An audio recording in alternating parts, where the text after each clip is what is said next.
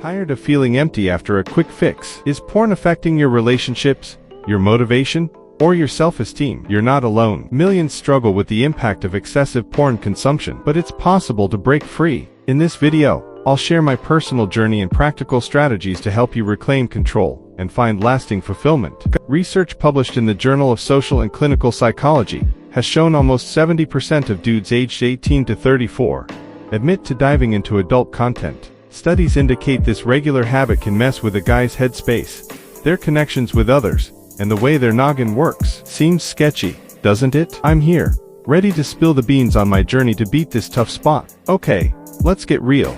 A ton of folks are hooked on porn and they may not even realize it. Since we've got smartphones and internet everywhere, it's super easy to stumble into. Just because you can find it in a snap doesn't mean it's all good though. Trust me, I've seen it suck up a bunch of time and mess with the way some folks think about closeness and their personal connections. So today, I'm gonna lay out some tips that got me out of that rut, and they might just work for you as well.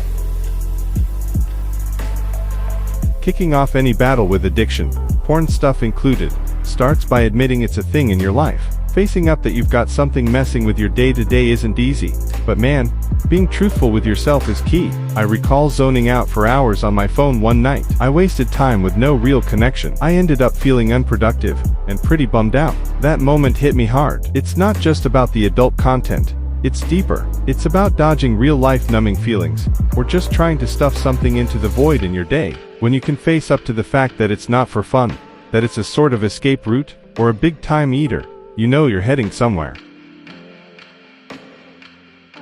For me, a big push came from grasping the aftermath that might follow. Loads of us, I'm not an exception, might not get the effect it has. Studies show that too much porn can mess with your brain like drugs or booze do. Your brain's reward circuit can change, and you'll struggle to feel good or pumped about other stuff in life. That constant rush from watching porn can make normal hookups feel boring. It might hurt your chances with real people and make you feel lonely and unsure of yourself. For real, I started to find it tough to get a kick out of chill things, like catching a flick hanging with my crew, or getting lost in a book. None of it was as fun as the quick buzz I got from porn. When I clocked that this habit was trashing my vibes, my drive, and my friendships, that's when I knew I had to switch things up. Quitting cold turkey doesn't cut it. You can't throw the towel in and hope for things to switch up right away. For me, the golden move was to swap out my old routine for stuff that was good for me and kept me busy in a meaningful way. I started to pour my time into things that gave me real joy. It could be working out, picking up fresh talents, or getting into some cool side gigs. I looked for stuff where I could level myself up instead of just killing time flicking through my phone. Getting physical became a huge slice of the pie for me, jacking up my spirits and serving up big dollops of pride. And hey, it's not all about hitting the gym or going wild with some out there pastime. Could be as chill as getting lost in a book, spilling your thoughts in a diary, mastering the kitchen, or anything else that sprinkles a little triumph into your day.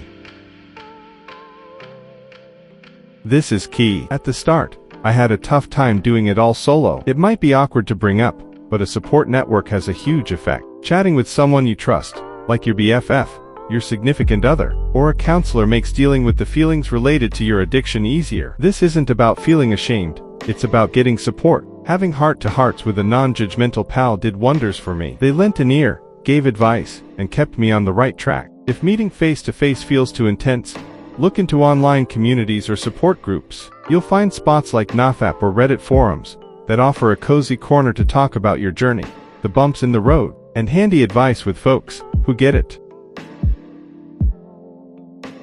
You might think you can just quit one day, but making limits is super important. I had to figure out my triggers, like certain times, emotions, or even websites, and block them on purpose. I went ahead and got rid of apps that made it simple to get adult stuff. I put limits on my screen time and used site blockers. This required work but cut down on how much I saw. Putting up these roadblocks in your head and in real life is top-notch for dodging a backtrack.